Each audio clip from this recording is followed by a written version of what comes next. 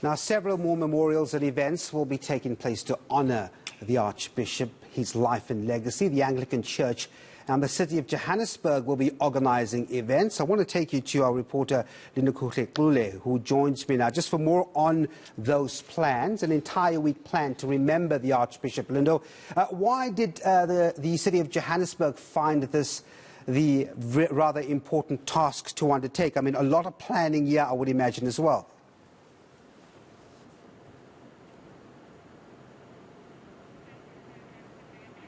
All right, let's just find out very quickly as we try and touch base with Lindo now on the Johannesburg Mayor and his thoughts around this weekend. Events will unfold during the course of this week, commencing from today right through to Thursday, the 30th of December, with the memorial service at this cathedral. We'll be working very closely with the Anglican Church, led by the Very Reverend, the Anglican Dean of Johannesburg, Father Lindokuhle Xulu, as well as working with the Tutu family. The public are invited to lay flowers and wreaths from 9 o'clock until 6 o'clock at the cathedral. That's 6 o'clock in the evening. Evening prayer sessions will be held in the cathedral from 6 p.m. to 7 p.m. from this evening until Thursday. On Wednesday, Father Xulu and I will lead a candlelight prayer session at the Tutu home in Orlando West.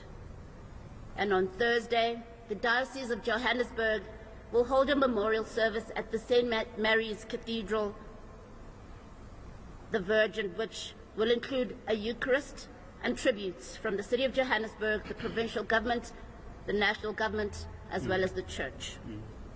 The City of Joburg will provide central support in terms of municipal services at the Vilakazi Street Precinct and St. Mary's Cathedral, which will ensure a seamless operation. Oh, that's Johannesburg Mayor Mpho Phalatse there. Linda, if you can still hear me, let's just try you once again. We also heard from some of those who worked with the Archbishop, sharing stories and lessons from him. What did you get out of them?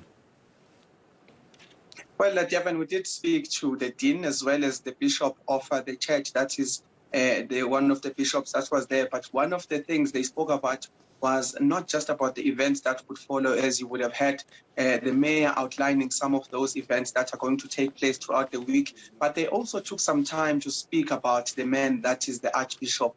And when I say the man, I'm speaking about personal interactions that they've had with him, personal interactions that they've taken lessons from.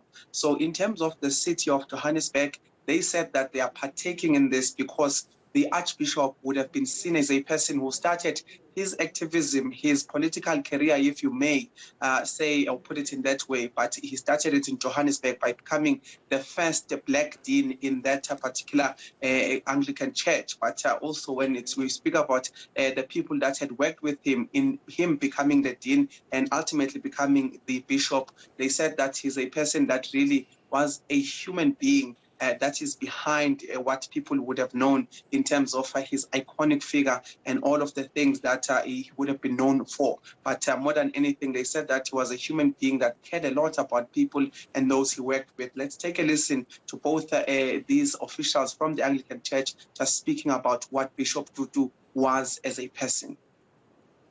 He remembered each and every clergy person by their name, remembered our birthdays, remembered our wedding anniversary.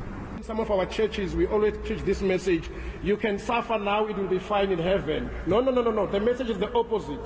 Your will be done here on earth as it is in heaven.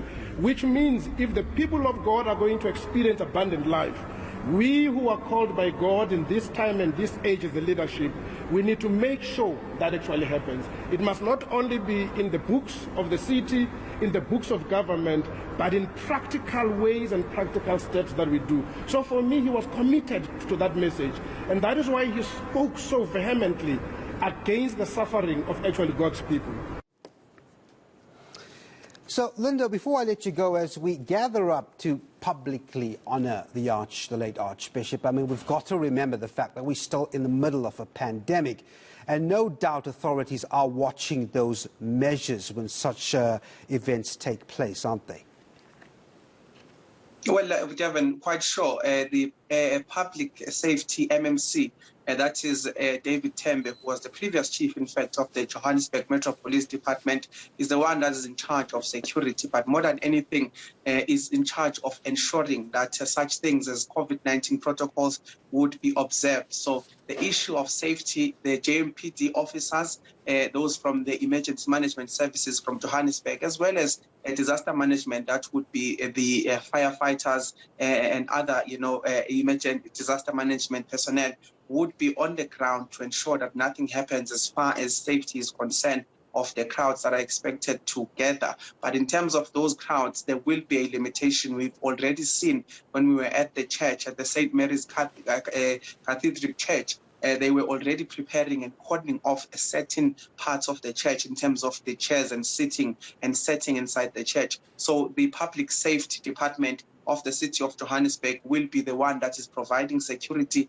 and ensuring that they make sure that the numbers keep to a COVID-19, but more than anything, that there is safety as well in the general public, because that particular church where many of these events are set to take place is in the inner city of Johannesburg. So that is already a busy place on a normal basis. But we understand that Johannesburg Metro Police Department, as well as other officials such as disaster management from the City of Johannesburg, will be managing that. Another thing, if I may add, Devin, we were also told that the mayor will be leading a flower laying as well as a prayer near the Vilakazi precinct, that is at the Tutu house. And I can tell you that we as the media have already been told to fill up in terms of who will be in attendance. We understand that that is required by state security agency. So it does seem that some security measures have been beefed up to say, while these events are taking place, there must be a certain level of safety that is observed. Yeah, justifiably so. Well, thanks very much. eNCA reporter Lindokuhle Xulu.